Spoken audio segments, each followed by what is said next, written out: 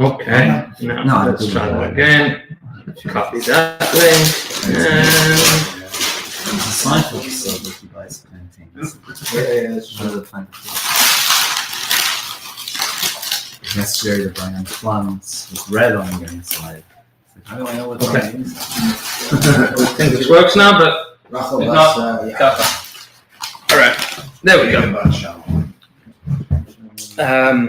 Good and almost good. Oh, there you go, right? I don't remember it. I think that makes it work now. Yeah, look at that. Okay, Rabbi Isaac, great to see everybody, and sorry for the technical delays. We spent last week discussing the parshas that went from Parshas HaChodesh to Parshas Zachor, Parshas Para, and we explained that is in reverse order, going through the name of HaKadosh Baruch Hu, from the Hey of Hashem's name to the Vav of Hashem's name to the Hey of Hashem's name, and then this week Parshas HaChodesh is going to be the Yud. So let's just refresh just very briefly what we said last week, just so that everybody's on the same page a little bit. We explained that the makeup of everything in the universe, from big to small, is all in the order of the spheros, the way that the Mekubalim already, Psukim explain, but already from the earliest days of the Sifrei Kabbalah, explained that there are spheros, that there are 10 different aspects to the existence of anything and everything. The idea begins with will, with desire, and that's called Keser. We didn't really speak about that too much this past week. Maybe in the up and coming weeks we will. But then it begins with Chachma, which is an idea. There's an idea. What the basic information, that's an idea. Bina is the expansion of that idea. So we gave the example last week of a gardening business. The idea is, I want to have, the desire is I want to have beautiful lawns in Boca Raton should look beautiful. The idea is we're making a gardening business. That idea then expands into Bina. Chachma is the idea. Bina is the expansion of that idea. What does it look like? What does it feel like? What are we talking about? What kind of business are we making? That's Bina. Das is the concretizing of those expanded ideas into the game plan. The will is expressed in what we are going to do. And then all the emotional work begins. Chesed is the passion that the person has. Gvura is restriction, understanding what I want to do and what I should not be doing. Tiferes is the harmony, the merger of those two disparate parts of the work. What am I supposed to do? What am I not supposed to do? And how do I harmonize those things?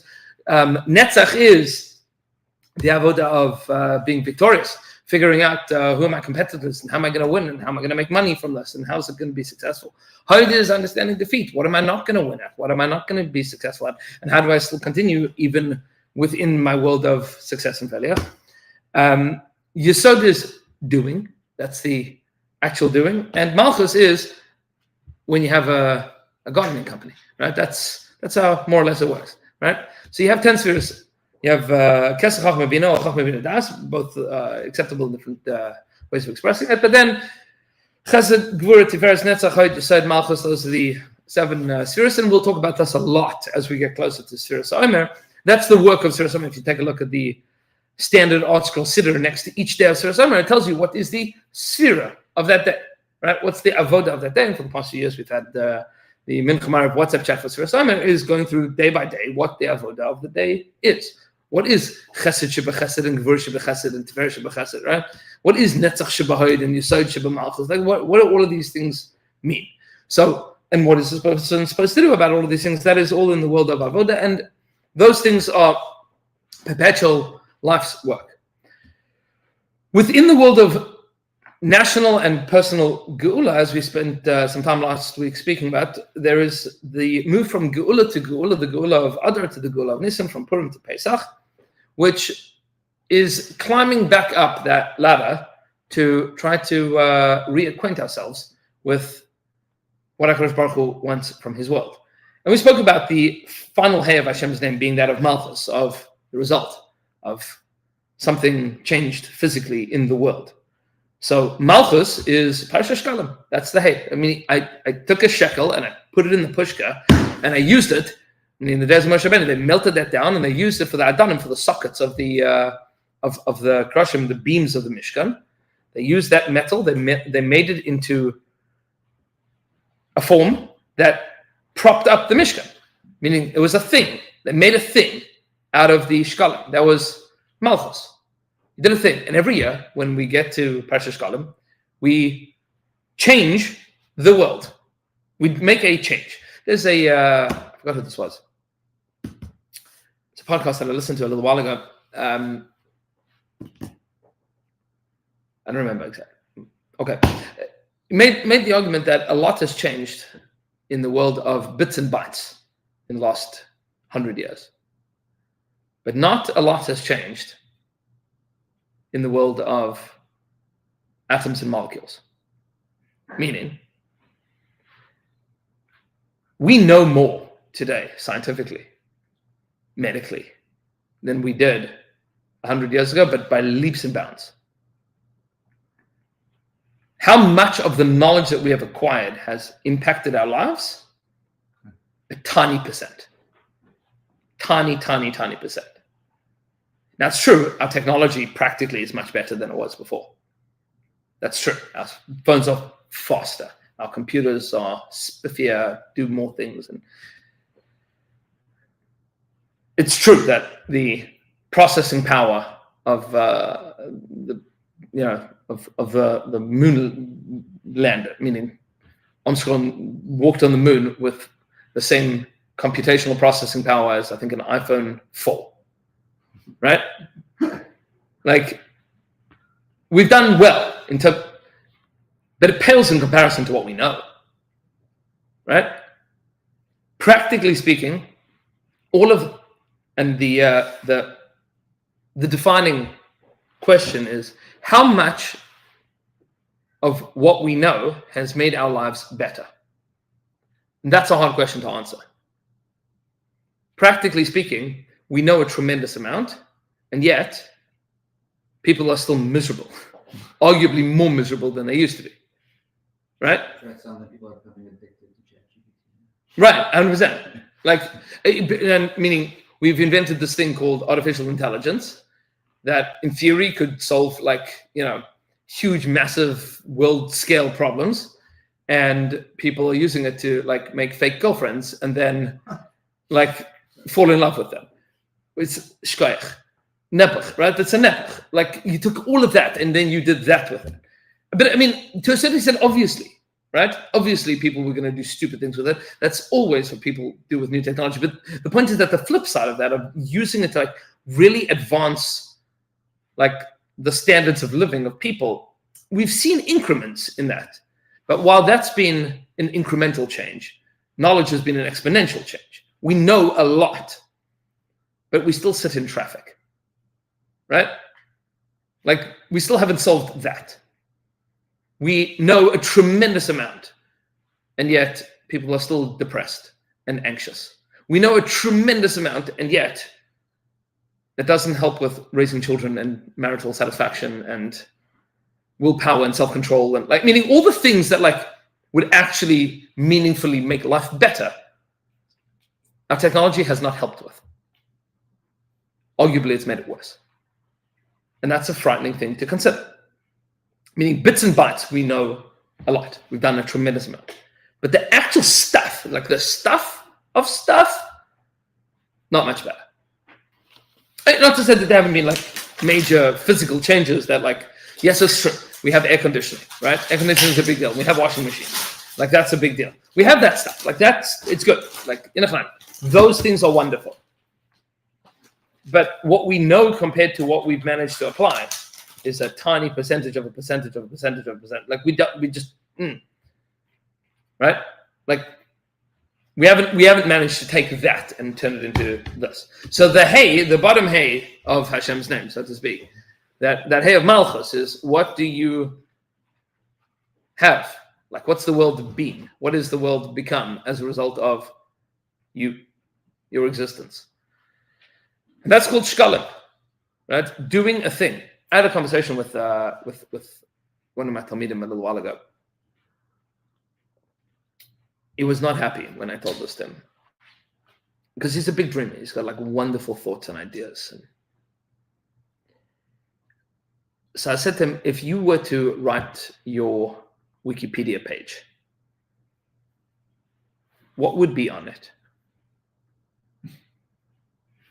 Write down, like, from the outside, what's on your Wikipedia page? Like, Not the thoughts. thoughts don't exist, right? They're not there. It's not to say that they're not important. It's just they're not real. Like, they're in your head, quite literally.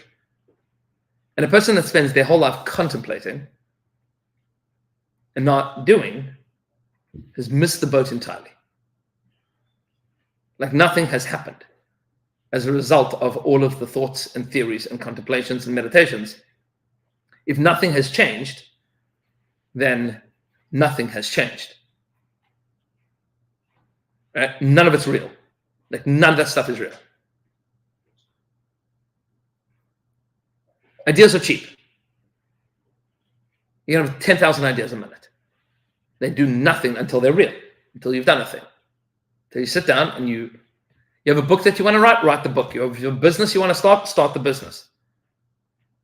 That's how you do it. Otherwise, it's not there. Otherwise, you're not going to have it. You have an exercise program that you want to begin, start it. A relationship that you want to do it. Whatever it is, do the thing. Because without the thing, there isn't a thing. Right? It sounds ridiculous when you say it like that, but so much of our existence is like lofty and not practical at all.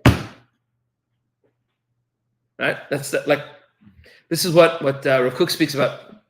The Gemara talks about a particular kind of Talmud Torah, which is very dangerous, called Migdal Poreach Ba'avir, a tower that is floating in the sky. Right? The people that build like massive, elaborate concepts. But halacha, lemaisa, is to actualize it, to make it real, to make it relevant. Now, that doesn't mean that emotional work is not real work, and that doesn't mean intellectual work is not real work. But it does mean that if it doesn't express itself in any meaningful, actual, tangible way, then it's not real. So the bottom hay is malchus. That is what we refer to as part of the human being, as the nefesh.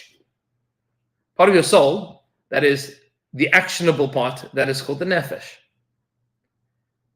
Now, everything that is alive in the animal kingdom has a nefesh. We refer to it as nefesh kol chai. The world is divided up. The Kuzari speaks about this, including the Kadmanim throughout the Svarim, that the world is broken up into 4 different domains. There's a domain of what's called domim, silent, rocks, right? A rock is silent. And then you have, on top of that, you have tzomeach, that which grows, that's plant life. And then you have chai, living things, and then medaber, speaking things. Human beings are referred to as speaking things, right? That's who we are. We are speaking. That's what differentiates us, our communicative ability. And it's not to say that animals don't communicate, etc. There's a lot to say, but practically speaking, they don't communicate like we communicate. It doesn't mean that they're not intelligent. It doesn't mean that they don't have emotions. It doesn't mean they don't feel things, but they don't communicate. And I'll be very specific here. They don't communicate ideas. They can only communicate actualities. Right? You can trade. You can create a trading system with a monkey of like, I'll give you a bunch of grapes if you give me a banana. Right? But you can't convince a monkey. I mean, you can do that. You can trade with them. And you can establish like a banana grape trade system, and they'll understand all of that. But you can't tell them, you give me 3 bananas now and I'll give you 10 bunches of grapes next month.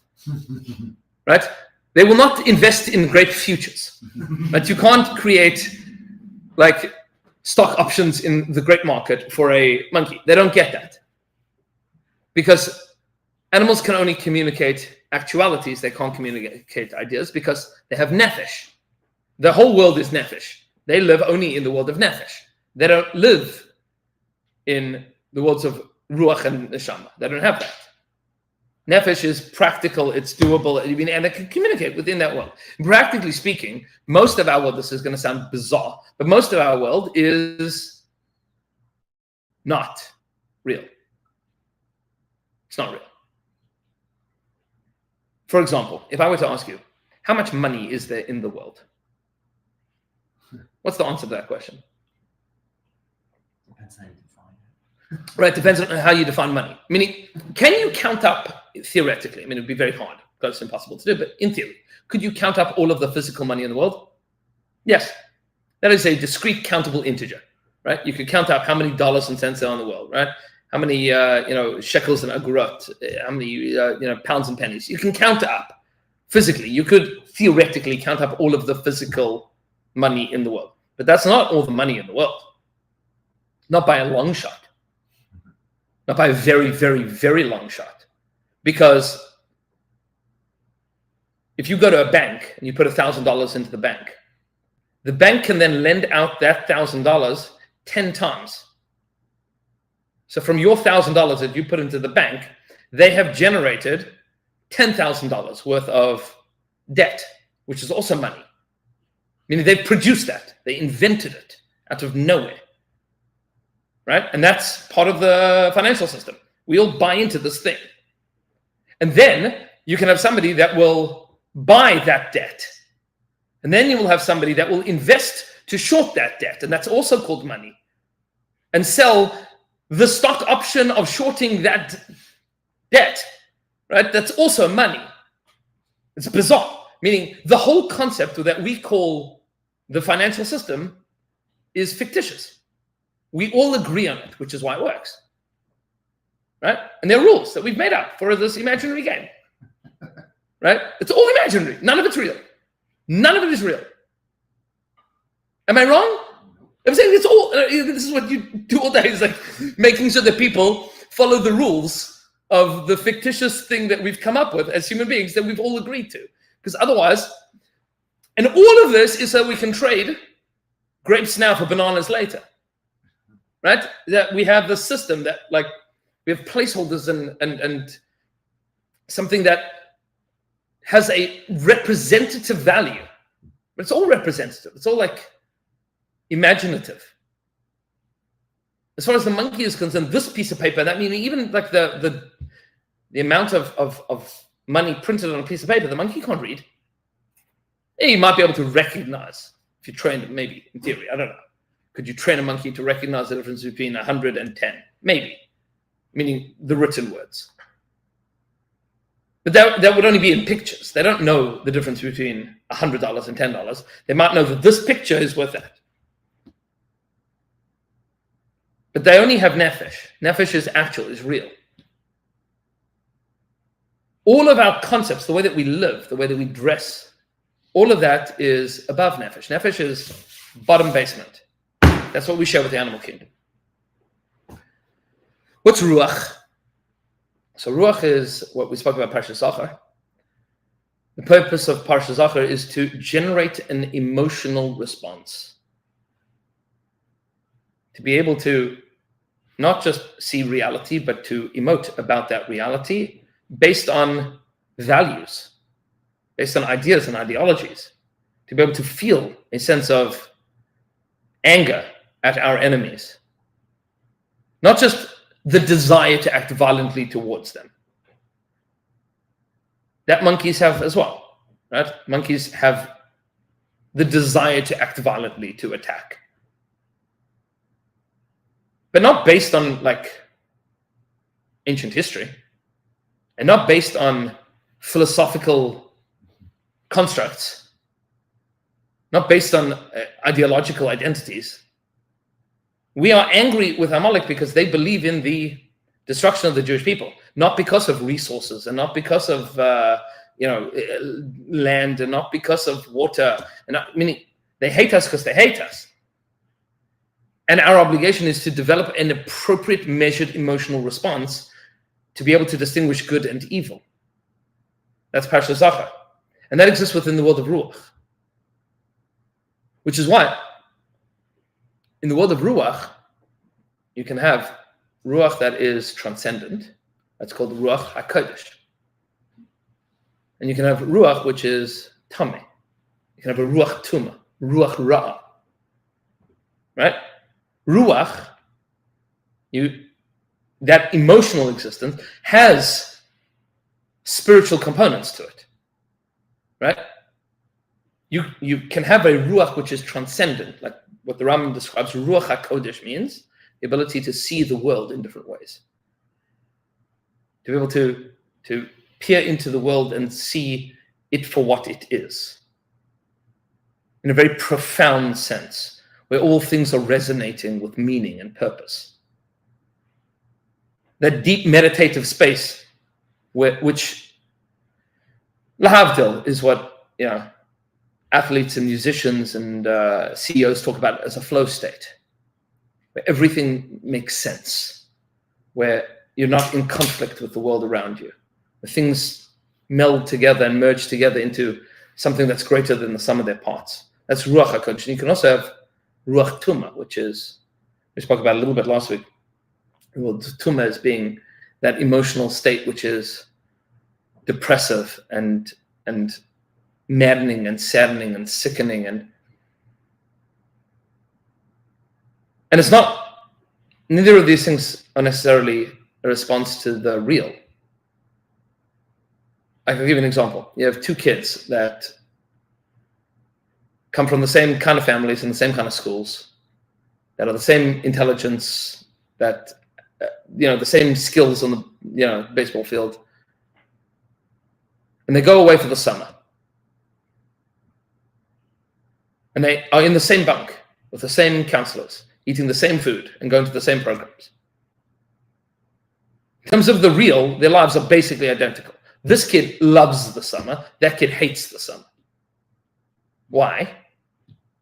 He doesn't enjoy it. I mean, that's in the world of Ruach. Right? He doesn't like it. All of those things he feels and interprets as something that's terrible. The other kid feels and interprets all of that as something wonderful. I mean, Ruach is that emotional perspective. It's not the ideas behind it. It's how do I experience my reality emotionally speaking? That's in the world of Ruach.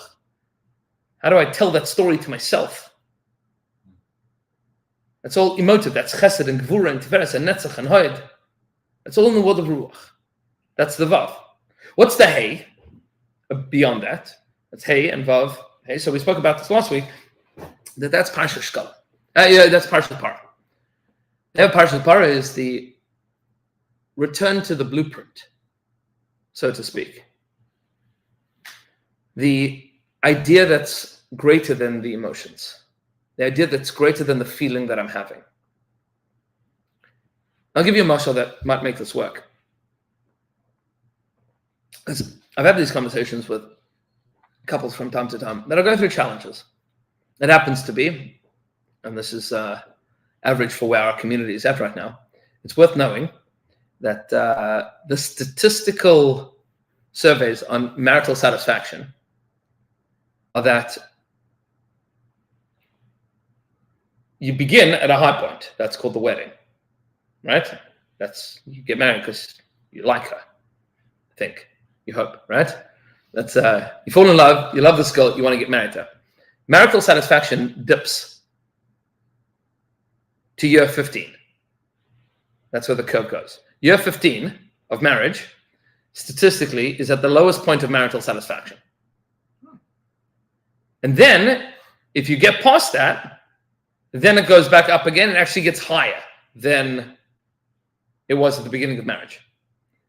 But statistically, year 15 of marriage is where you are in the middle of your career, not at the exciting point at the beginning and not at the lucrative points at a more mature career. It is where you are at the stage of raising children into teenagers most of the time, which is very challenging.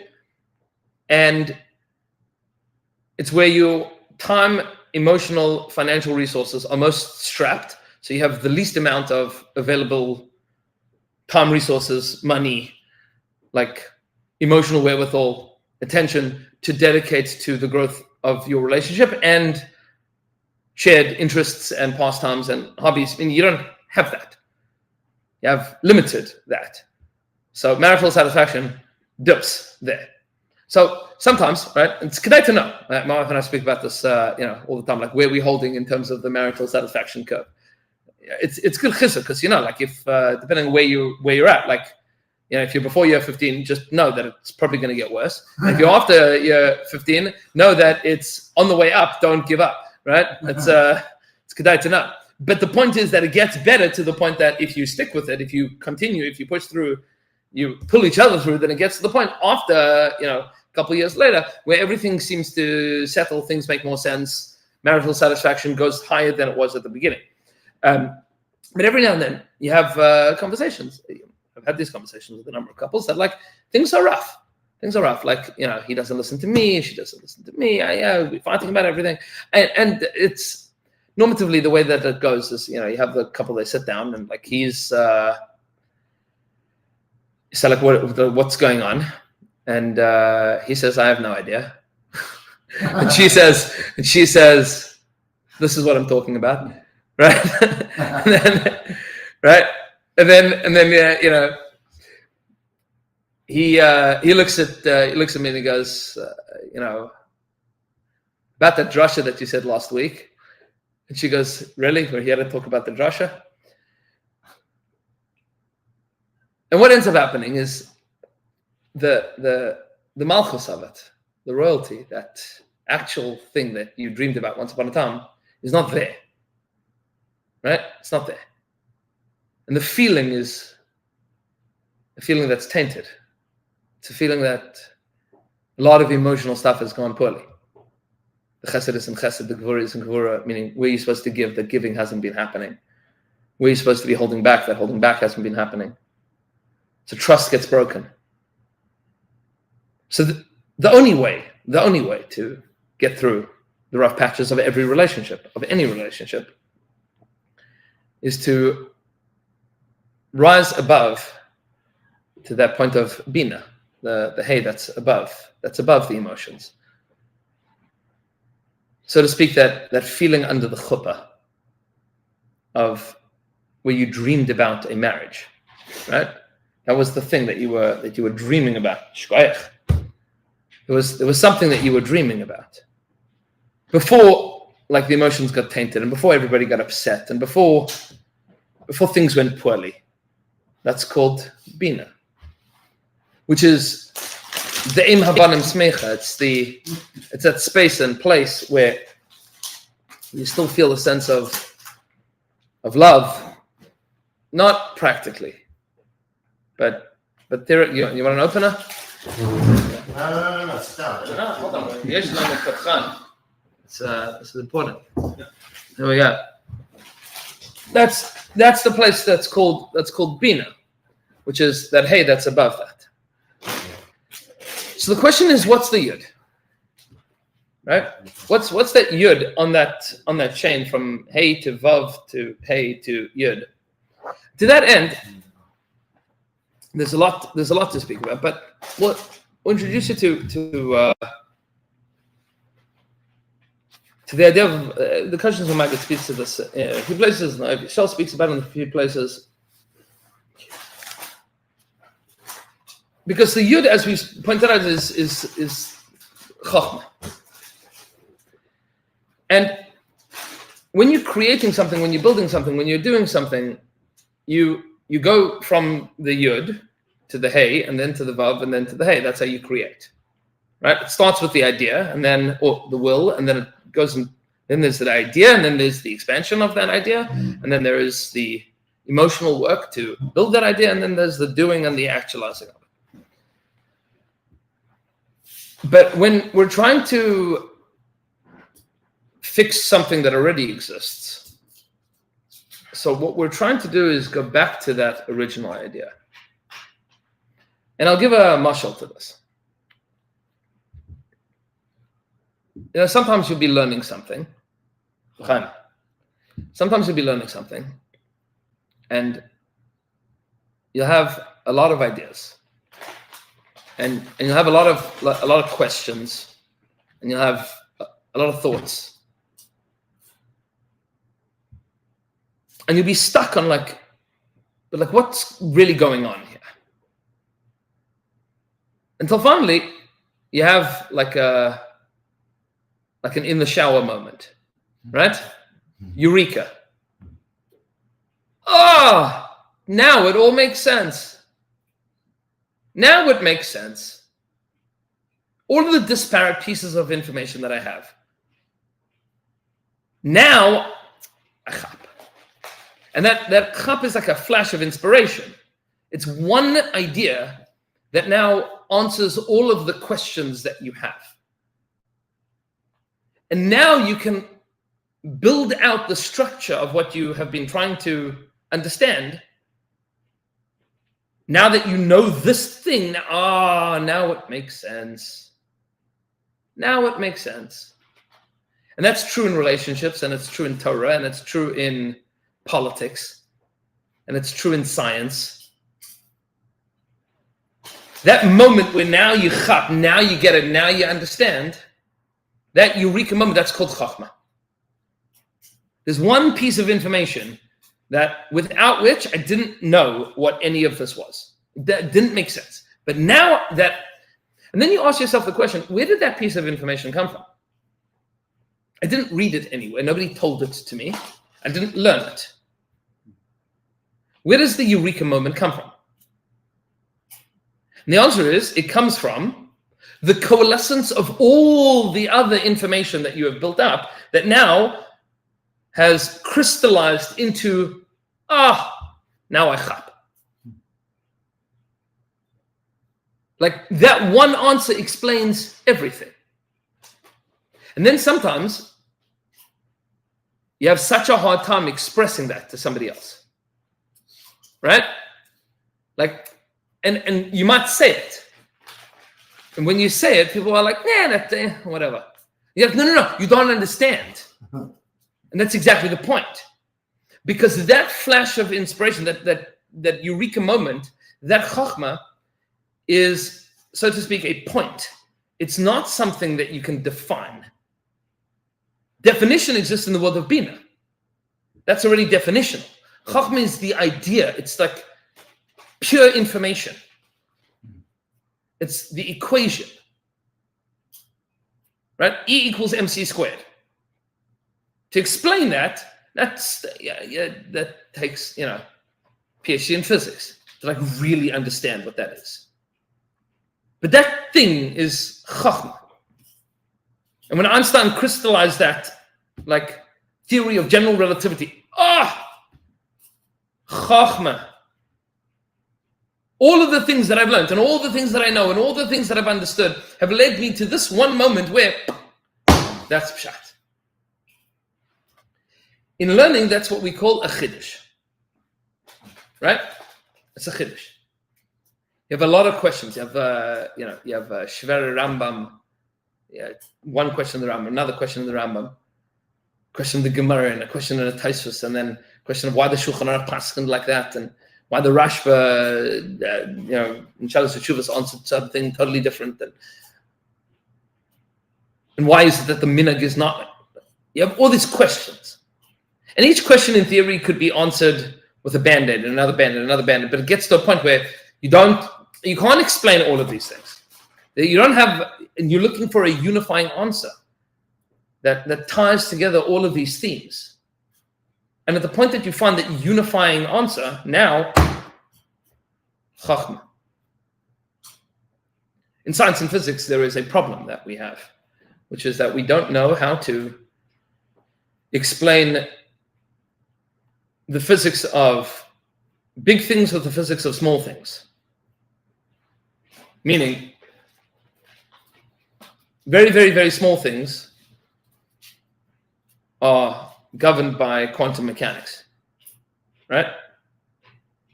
Meaning parts of atoms are governed by quantum mechanics. And very big things are governed by general relativity, Newtonian physics, standard model of physics. We don't have a way of explaining how those two things work together. All the experiments that are done using the standard model of physics at their scale work. And all the experiments that are done in quantum physics, at least we think, work. We don't entirely know. But at least we think that makes sense. How to tie those things together, we have no idea. Which means that our understanding of physics, from that perspective, is in the world of Bina. It's not in the world of Chachma. We don't have a unifying theory that makes physics make sense. We don't know how to explain gravity. We don't know, this is deeply related to Parshas HaChodesh, we don't know what time is. We don't understand what time is. Even the way that we talk about time is bizarre. I can say, what's the time? And you'll tell me the measurement of minutes or seconds or hours from some arbitrary point in the Greenwich Meridian, observatory shifted 7 hours back to the east coast of the United States of America. You can say, what is our arbitrary measurement of time? But what is time? We don't know. We know what space is, sort of. But we know that we are living in a 4-dimensional reality, which is 3 dimensions of space and 1 dimension of time. And yet we can move in all 3 dimensions of space, but we can only move in 1 direction of time. Right? Time only moves forwards. Which means that, strictly speaking, we are all time travelers, moving at the rate of 1 second per second. Strictly speaking. I mean, this is important to know in terms of the physics of it. But we don't understand how time can move. I mean, can you move backwards in time? Maybe. We don't know. Can you move forwards in time? Maybe. We don't know. Meaning, can you accelerate through time? We have no idea. We don't know. Yeah, you can. You can accelerate through time? If you, Einstein's theory of relativity. No, you can experience the passage of time going faster or slow. But you cannot accelerate through your own time. Is that the same thing? No. Kind of is. No, B'chlal not. It's all relative. Yes, but you can't fast forward right now. You can't time machine jump through time. And you keep Doesn't it? Right? Can double speed too, right? Meaning you can scroll back and forth, but practically speaking, we have no capacity to travel through time in the way that we travel through space. And we don't know why. I mean, we don't understand why we are limited in that way. We just don't know. We don't have a unifying theory of time and space and science, physics. We just don't get it. So these are things that exist in the world of Bina, some of them, but there's no Chachma, there's no Eureka, where now we understand that that's how the universe operates. Right? There were many Eureka moments where, people understood. And at some point in time, people figured out that bacteria causes infection. That was a big deal. Billions of lives have been saved by realizing that bacteria causes infection. There was a lot of data. There was Bina and Bina, ideas and ideas and ideas, just fleshing out all these ideas. Until finally it was like, oh, that's why. That's why. That's the thing. That's why. And we can fix it. We can fix it. Once you know that. Now, once you have the Chokhmah, so now theoretically you can apply it. Doesn't mean that we always get there, right? That's the problem of knowledge and application. But at least now you can, in theory, you can apply it. Right? Which means that the avoda, when we get to Parshas HaChodesh, is an attempt at re-achieving the basic idea. The basic idea. Which is a Rashi at the very beginning of Sefer Bereshis. Rashi asks the question, why is it that the Torah doesn't start with HaChodesh Hazeh Lachem? Why not start? It's a book of practical, actionable do items. Why not start with what to do? The first thing the Jewish people were told to do was to take ownership over time. That's HaChodesh Hazeh Lachem. To declare time as something that we can control. We can define what we do with our time. That's how the Sforno explains it. Slaves do not have ownership over their time. Free people do. So HaChodesh Hazeh Lachem Rosh Chodeshim means you are masters of your own destiny, meaning masters of your own time. That's where the Torah should begin. Says Rashi, quoting from Rabbi Yitzchak, that HaKadosh Baruch Hu wanted to inform the world and the Jewish people that he divvies up who the world belongs to. Meaning that HaKadosh Baruch Hu created space and time, and therefore he can give place and space to whomever he wants, Eretz Yisrael specifically to the Jewish people, and time is then expressed to the Jewish people in Sefer Shmos says, now take control over this. But effectively what we are doing is returning back to that world of creation, to the purpose of existence. Meaning there is existence and then there is the purpose of it. And HaChodesh Hazeh Lachem Rosh Chodeshim is the return to purpose. It's the return to what is the basic idea of what you are supposed to be doing. And that's not something that you can, like define with expressions and ideologies. It's an idea. Meaning it's a kernel of thought. It's going back to the seed that becomes the tree. It's going back to the idea of when you look at a business and it's mowing lawns all around Boca Raton, and you wonder, why does this exist? Why is it here? And you see that they have workers, and they have machines, and they have accountants, and they have and they have a business plan, and they have a strategy, and they have investors, and all of that is part of the Bina, right? And the way that they work, that's in Malchus and Yisod, and the emotions and how the company operates and how they treat their employees, meaning all of these things. It's in the world of Midos, Chesed, and Gvura, and Tiferes, and Netzach and Hod, Yisod, Malchus. And then Bina is like, look at the company. What is this company? What are their values? But the core of it is, why does this company exist? What is it? Why is it rather than it not being? Why is there something other than nothing? Like, why does this thing exist? And that's a deep cheshbon nefesh. That it's a scary question to ask yourself. In the world of shkalim, of malchus, it's a question of, what am I doing? What have I done? Like, what is this thing called the world that I'm occupying? Right? I'm taking up space. What am I doing with it? That's malchus. That's the Wikipedia page. The world of emotions is, and how am I feeling about myself, and how am I feeling about the world, and what is the internal work of, like, am I fine-tuning myself to be the right person to be occupying this space? And that's in the world of ruach. In the world of neshama, which is the world of bina, in that world, the question is not, what have I done? Or who am I becoming? It's the question of, what am I? That's in the world of bina. Like, what am I doing? I mean, what is this thing called me? Who am I?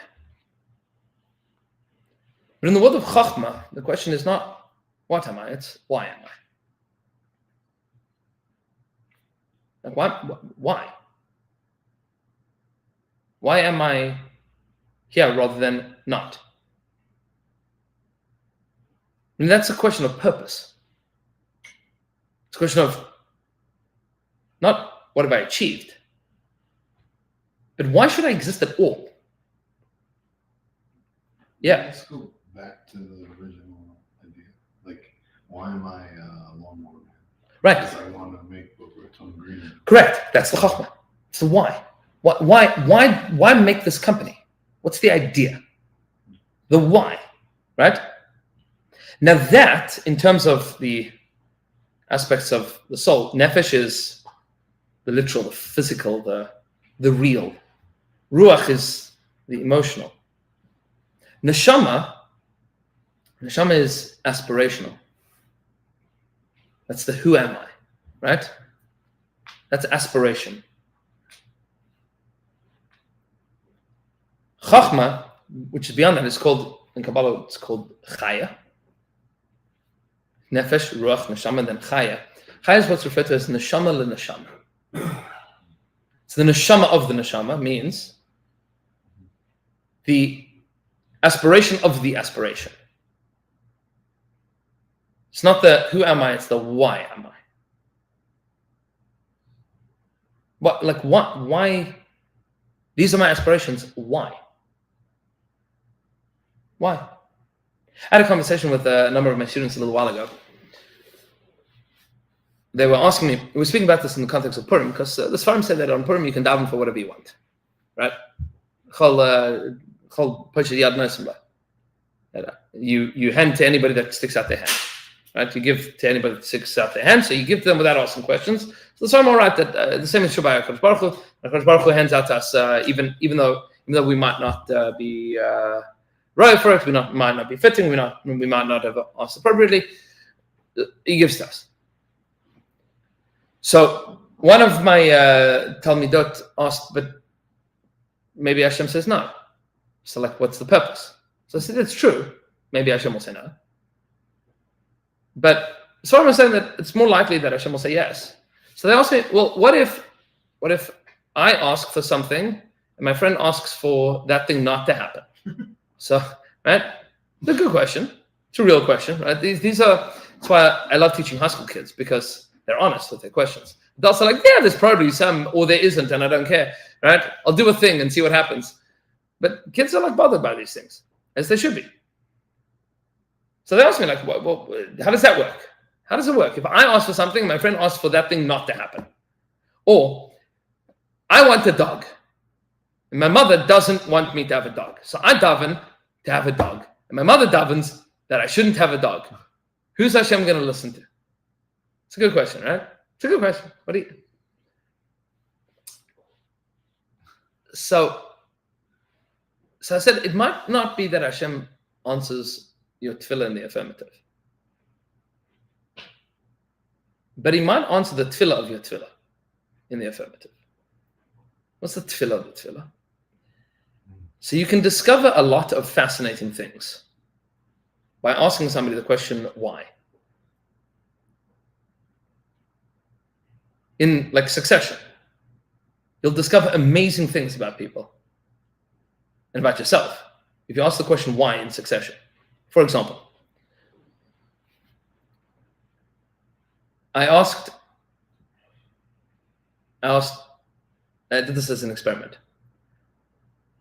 I asked some of the girls in my class, I said, who wants to volunteer where you're going this summer? So one of them said, we're going to Mexico. Family trip, we're going to Mexico. So I said, why? She said, it was my idea. I want to do it. My family said, okay. So I said, well, why do you want to go to Mexico? So she said, because it's fun. I said, but there's lots of fun places. Why Mexico? It's well, because they have great beaches.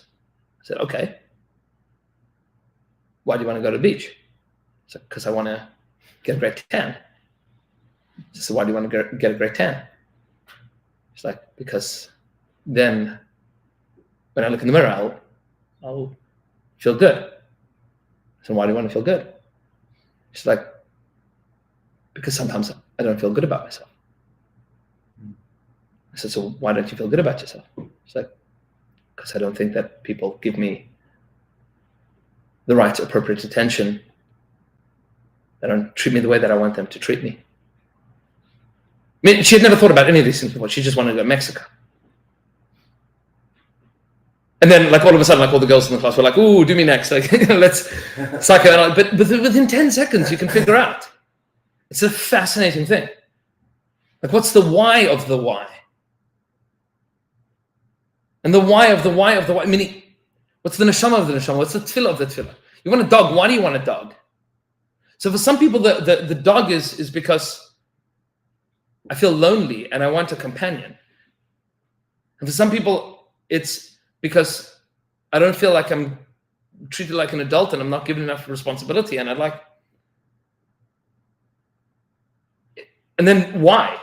And then why? And there's the neshama of the neshama. That's called the tefillah of the tefillah. And maybe when you daven to HaKadosh Baruch Hu hears the tefillah that's inside of the tefillah, that's inside of the tefillah, and gives you that. And then you go, but you didn't give me what I wanted. And he says, yeah, but I absolutely did. And if we would be misader our tefillahs appropriately, we'd think about the why of the why of the why of the why of why do I want this thing? Why is this the thing that I'm looking for? So then maybe our tefillahs would be answered totally differently. And that's getting to the yud of our own ideas and ideologies. And I want to go to Mexico because I want to feel, Mexico, that would be in Malchus. I want to be there. Why? Because I want to feel good about myself. And why do I want to feel good about myself?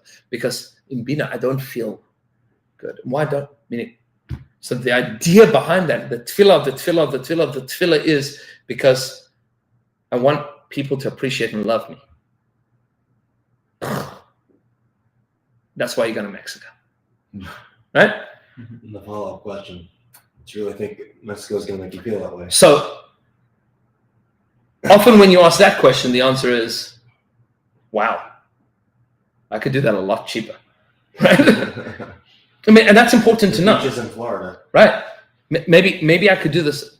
And that's not to say that there's only one answer to those questions.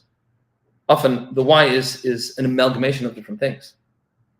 It's about what that emotional need is. It's also about the validation and about what is Instagram worthy and what I can put online and, what will make me feel that, other people are going to feel that I'm a chash of a person. But at its basic core, the basic operating principles of the vast majority of people is emotional first and rational second. Right? It's true. We do things out of fear and out of love and out of guilt and out of anger. And then we layer on top of that all of the post-rationalizations of it. Right? Everyone makes emotional decisions and then makes sense of it after that. Correct. It's 100% how it works. There's a great book, I've quoted this a couple of times in different contexts, a great book called Alchemy by Rory Sutherland. He is the VP of Ogilvy, which is the largest marketing firm in the UK. He basically explains throughout the book how marketing is effectively the study of how to get people to make decisions that they think are rational but are really emotional. That's what marketing is, right? You play on people's emotions somehow, and you have to experiment. It's like it's the only area of business that you can run large-scale experiments with investors' money. Game, logic, fear. Yeah, so the core emotions of like what is driving a person to make that decision. Why people buy Apple products versus Samsung products. So they'll tell you the specs, but practically speaking, the specs they're a wash, right? In terms of like the actual value of the tool, they're a wash. It's the emotional value that you have attributed to it, and then you post-rationalize by looking at the specs of this phone versus that phone. That's how it works. We feel and then we think. But when you get to the core, but why am I thinking the why of what I'm thinking, of the why of what I'm thinking? That's called neshama le-neshama. That's the yud.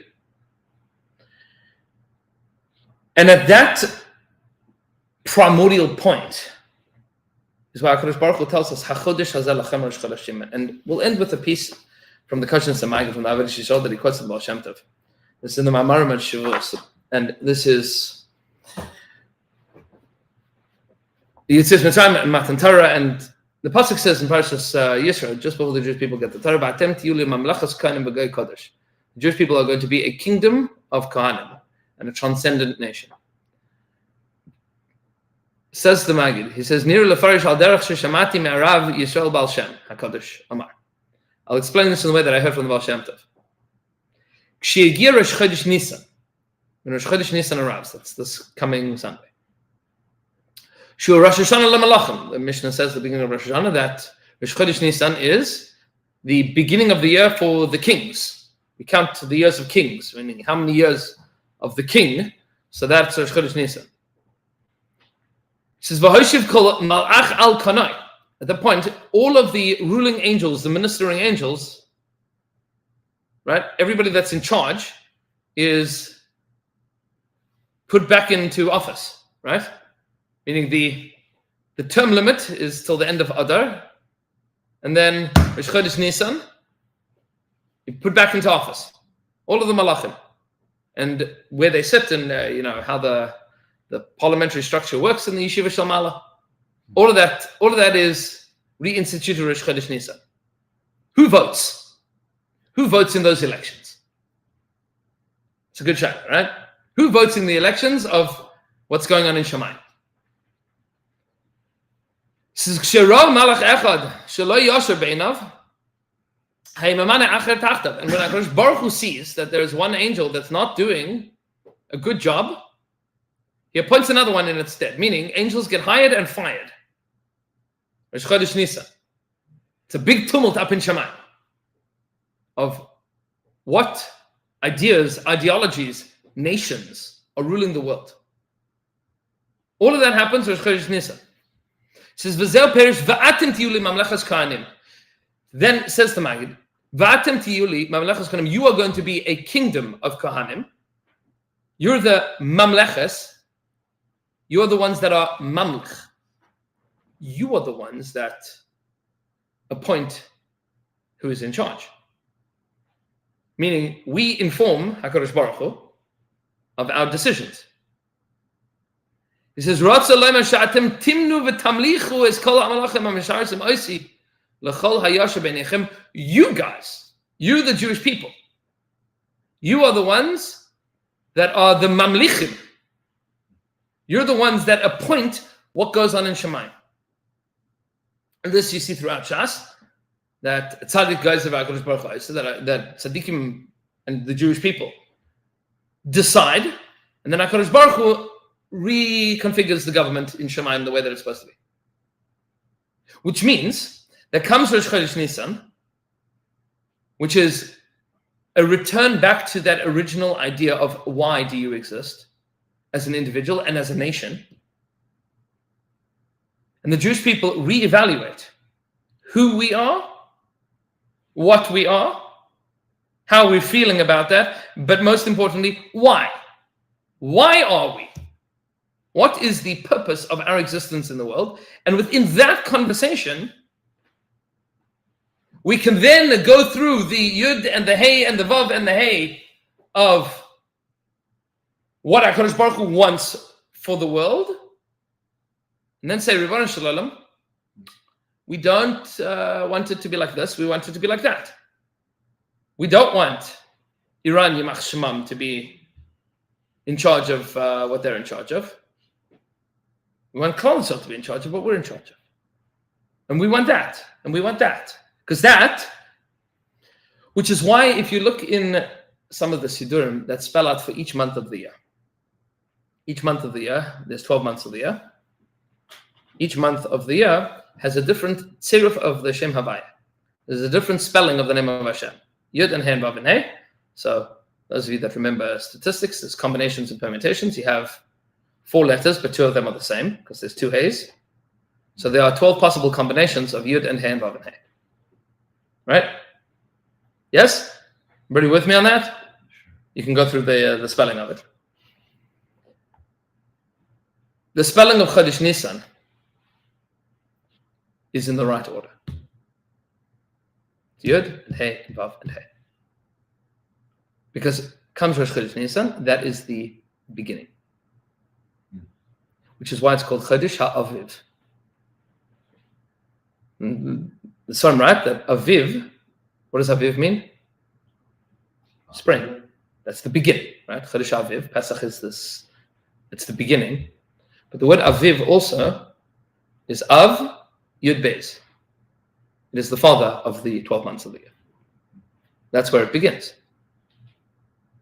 Which means that if you have the right idea at the beginning, you say, I want to take charge of not just what I am and what I'm becoming and who I want to be, but why I am.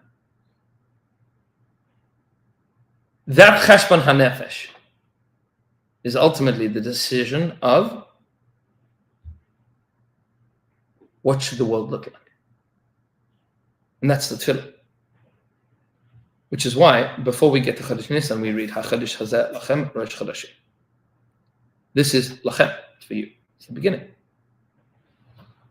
This is the beginning of your world. Starts now.